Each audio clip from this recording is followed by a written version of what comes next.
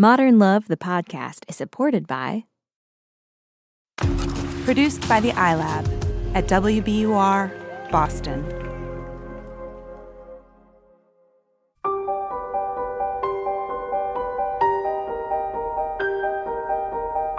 From the New York Times and WBUR Boston, this is Modern Love. Stories of love, loss, and redemption. I'm your host, Meghna Chakrabarty.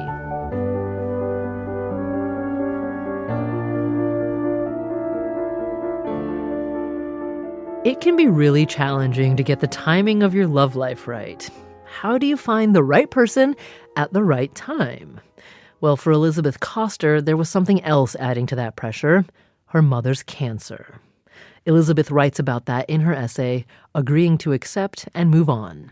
It's read by Sarah Goldberg, who stars opposite Bill Hader in Barry on HBO.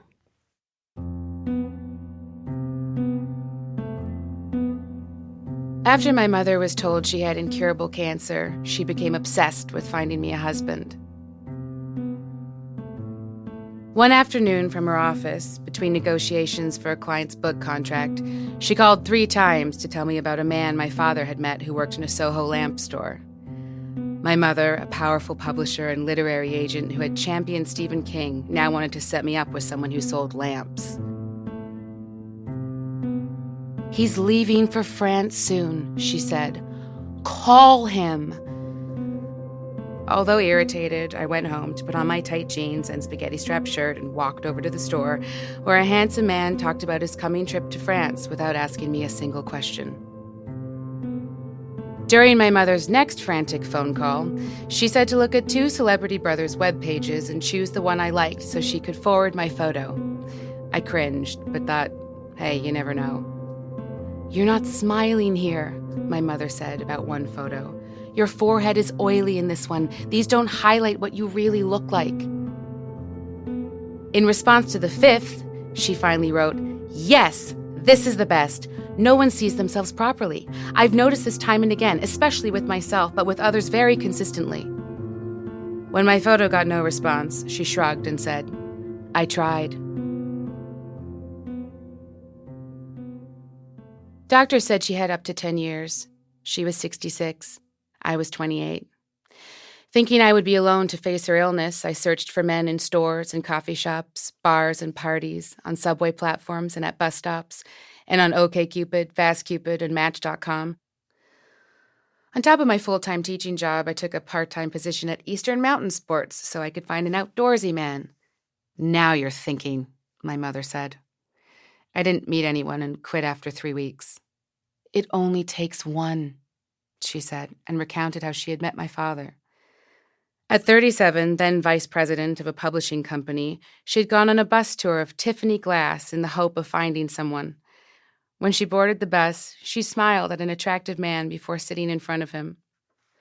During the tour's lunch break, he asked, "Would you like to join me? I know a good pizza parlor." My mother liked his boyish good looks, blonde hair, and hazel eyes. A week later, they went on a double date at the bar atop the World Trade Center. My mother pointed out waiters to me in restaurants. "Do you think he's cute?" Got me the phone number of a man she met at a party, and even, without telling me, included the following pitch at the end of her 50th anniversary high school alumni update. "Our exceptional and beautiful daughter is a high school English teacher who loves teaching. She's almost 29, is single, and if anyone has a son who's wonderful and single and looking, please contact me. I know this shows how shameless I am, but who knows? After all, I met my husband on a bus." No one contacted her. At a friend's wedding, I met Matt, a tall redhead from Colorado. We danced, his lead confident, and he answered everything correctly on my invisible checklist. Avid reader, Democrat, liked outdoor activities and travel. We spent that night and the following day together before he flew home. For weeks, we traveled back and forth to see each other, giddy with possibility. "Do you think this relationship is promising?" my mother asked. "I do," I said, happy to please. I sent photos of our skiing adventures, and she wrote, gorgeous. Thanks so much, sweetheart." Then she forwarded them to her therapist and her friend with the note, "I'm so happy." Things got serious enough that Matt planned a job transfer to New York. I focused my attention on him as my mother started an alternative treatment that had been successful in patient trials and that she was convinced would extend her life past 10 years. By the time her treatment started, Matt had moved into his Brooklyn apartment. The number of tumor cells in my mother's body decreased, and she continued to work in her home office as usual. Matt and I cooked and hiked and danced together, and I thought I was set. One day, my mother called to see if I wanted to bring him over for dinner. "So," she asked, "is this it?" I feigned annoyance, though I secretly liked the bond my mother and I now had. "Mom, I've only been with Matt for 2 months. Okay. I could see her raising her hands in supplication. When we arrived for dinner, flowers were everywhere. The chicken had a wine reduction sauce that she had spent hours simmering. She blushed and stammered around Matt, who listened intently and shared engineering stories with my father. The next day, she called to exclaim, "We love him!" Weeks later, she complained of pain and her stomach swelled. On a visit to her office, I was surprised to see a pushed-aside plate of uneaten crackers. She'd always had such an appetite. When I shared my fears with Matt, he just looked at me helplessly, arms dangling. Then he cooked a meal and we ate in silence. It seemed we couldn't talk about what mattered. "You want me to be your rock?" he asked, confused. He said he would try. But after I visited my mother in the hospital, when her sodium levels were so low that she was jumbling her words, he still didn't know what to say. After my mother had recovered from her lapse, she asked if she should get my grandmother's engagement ring from the safe deposit box. I stalled and said it had only been 3 months. So, Seinfeld married his wife after 3 months. Whether that was true or not, she saw the ring as a talisman from harm, a symbol that I was taken care of. It was platinum with a small square diamond, and I held it up to the light and admired it on my hand. "It's too big," I told my mother. "It's easy to get it altered." I told her I was unsure about him. "Nobody's perfect," she said. I took online quizzes to determine if I was attracted to Matt. According to some, I wasn't. But we had the same interests, and we'd had so much fun before, and he said he loved me. One afternoon at my parents' apartment, I told my mother about my reservations. "Is there still a spark between you two?" she asked. I shook my head. "I see. Without a spark, it won't work." She reminisced that she had always thought my father was so handsome. Always. I could start to let him go, once she had. It took weeks before I told Matt that it just wasn't working. He asked if we could keep trying, but I knew I couldn't. After we broke up, I saw how thin my mother had become, how her clothes hung. She was lucid at work, but in the apartment she sometimes forgot how to get up from a chair.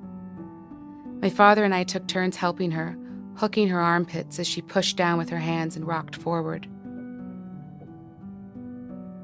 One day she told me I was the most important thing that had ever happened to her, besides my father. Her eyes closed as she said when I was born, she felt like she was in love. Seeing an opening, I told her that it was difficult to see her dying.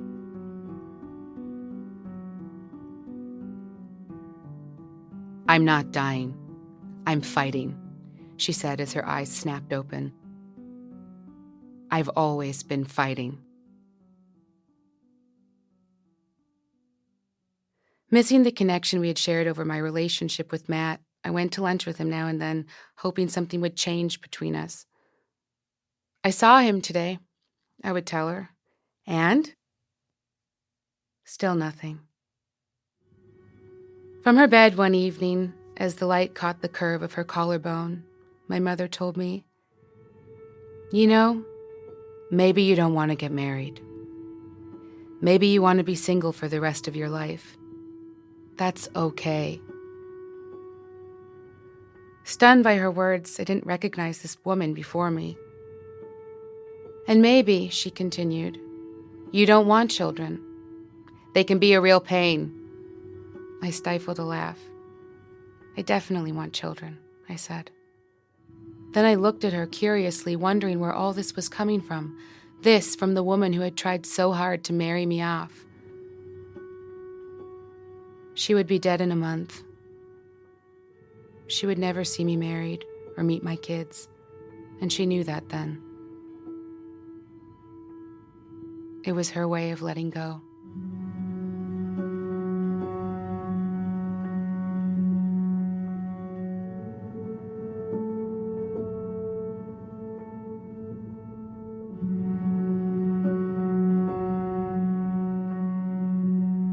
That's Sarah Goldberg reading Elizabeth Koster's essay, Agreeing to Accept and Move On. We'll catch up with Elizabeth right after this.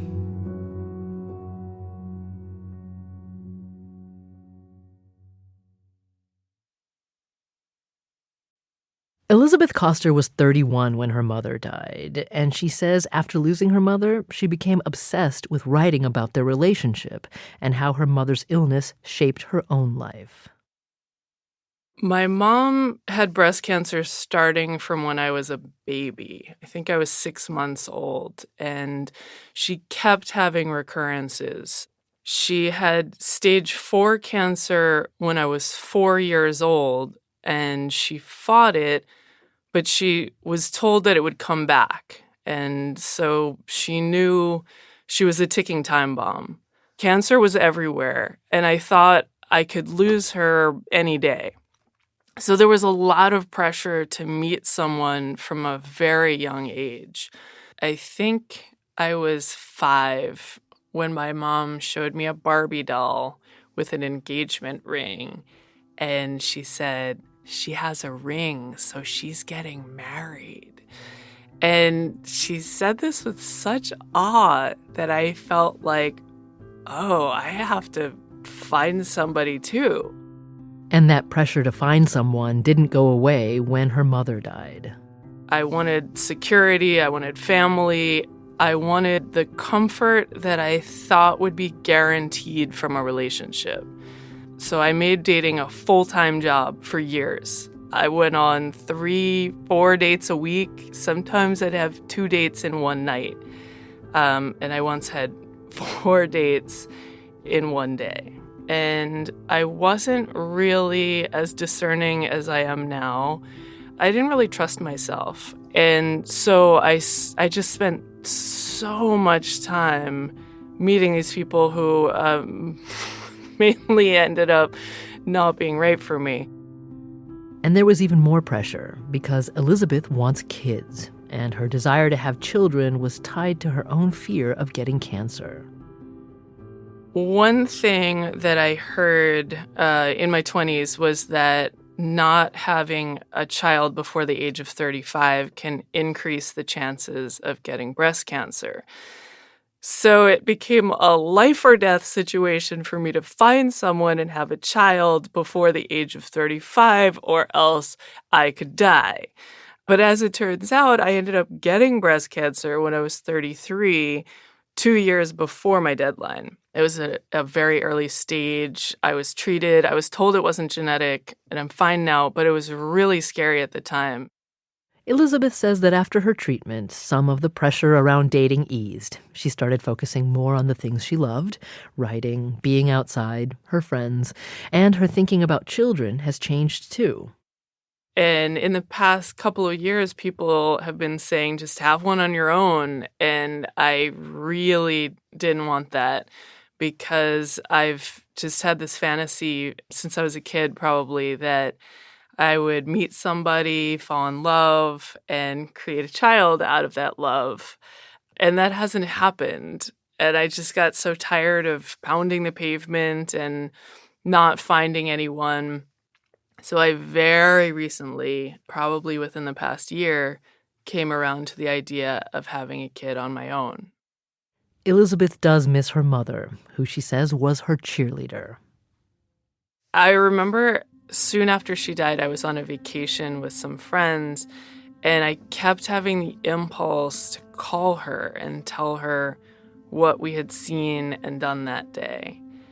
And it took a long time to understand that I could never call her again, which sounds strange, but it's muscle memory. It's nearly impossible for the mind to grasp that someone who was there for so many years is just gone. That's Elizabeth Koster. She's a writer and creative writing teacher living in New York City. She's currently finishing a memoir. More after the break.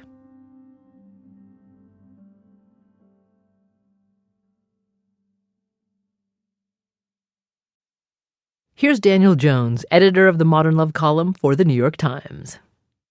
I find these pieces so interesting where someone's sick, facing death, and on the way there, either out of a sense of distraction or out of a sense of obligation or out of love or caretaking, they involve themselves in someone else's love life.